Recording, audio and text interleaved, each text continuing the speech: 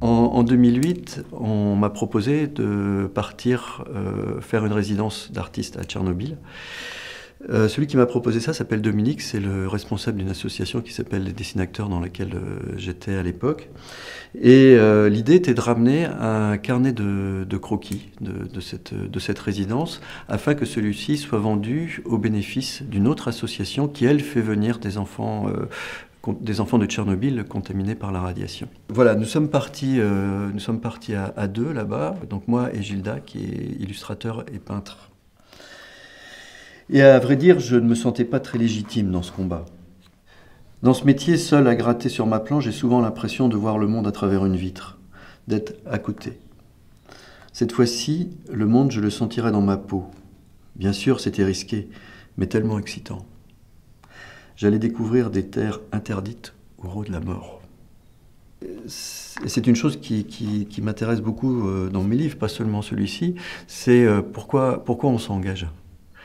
Et je crois que dans ce projet-là, bien sûr, il y avait cette idée extrêmement positive, valorisante, je dirais, d'aller là-bas et savoir que notre livre allait servir à quelque chose, à une cause, et il allait avoir des répercussions concrètes.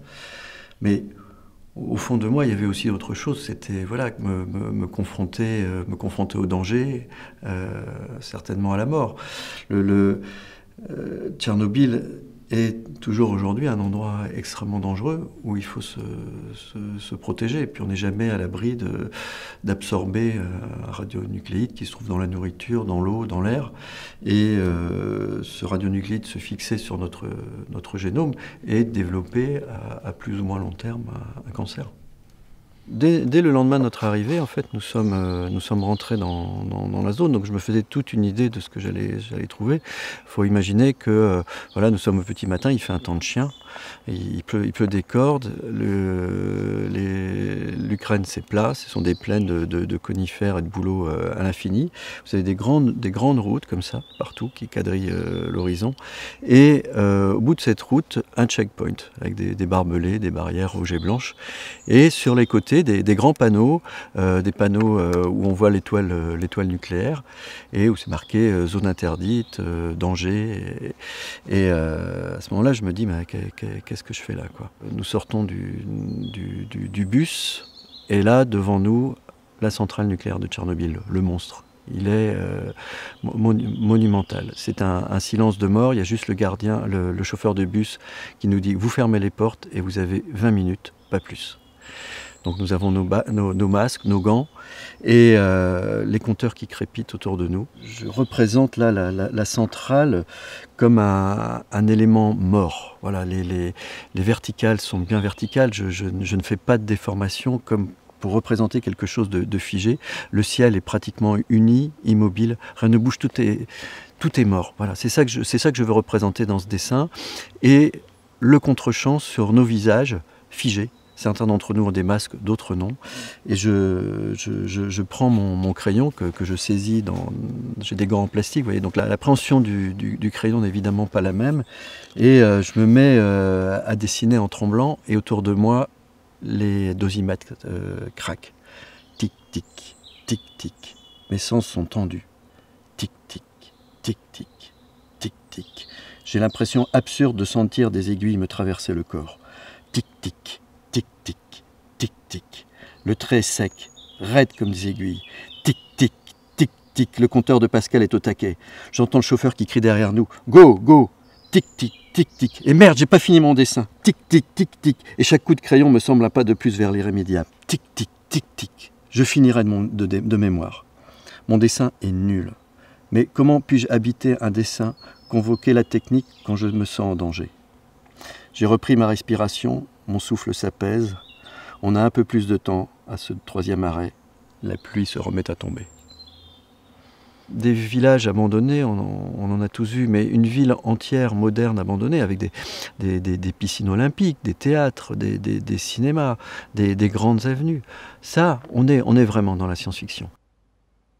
Si j'étais resté que cette journée-là à Tchernobyl, c'est-à-dire cette première journée, voilà, ça correspondait à l'image que je me faisais de Tchernobyl et finalement ce qu'on attendait de nous en nous envoyant là-bas. Donc de présenter quelque chose de très sombre, de très noir, ou vraiment un endroit où rôdait la mort, quoi. Il n'y a plus d'activité humaine au moment où on était depuis 22 ans, donc la végétation commence à gagner tout, à recouvrir toutes les infrastructures, les maisons, et puis il y a beaucoup d'animaux. Et il n'y a pas de bruit, parce que il n'y a plus d'activité humaine, il n'y a plus de voitures. Et on est saisi en fait par la beauté de ce lieu-là, d'autant plus qu'on se comporte dans ce lieu-là comme si on était sur une autre planète. C'est-à-dire on a toujours ce masque, ces gants, ces bottes. Tous mes sens me disent c'est beau. Il n'y a que le compteur que j'ai dans la poche qui lui continue à crépiter en permanence. En fait c'est très troublant en fait d'admettre que nos sens nous disent rien du réel. Parce qu'on a besoin de trouver des signes, quelque chose qui vient affirmer d'une certaine manière ce que l'on ressent. Or, notre ressenti ne dit pas la vérité des lieux. Et donc on va essayer de trouver des signes.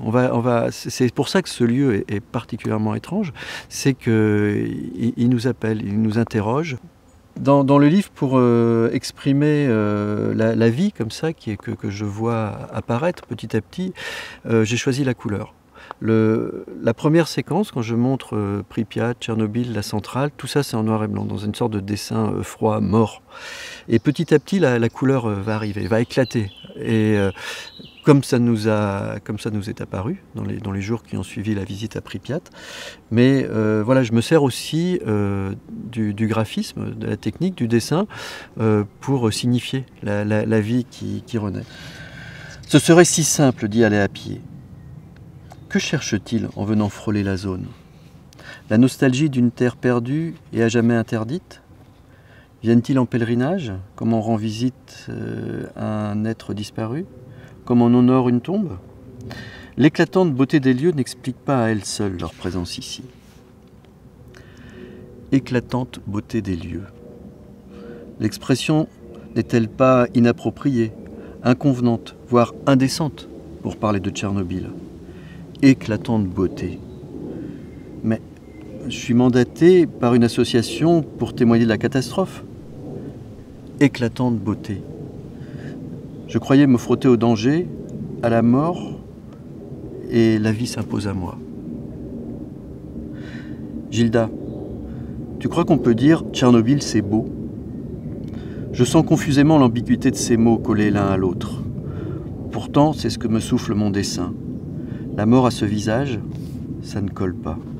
On ne m'a pas envoyé ici pour revenir avec ça.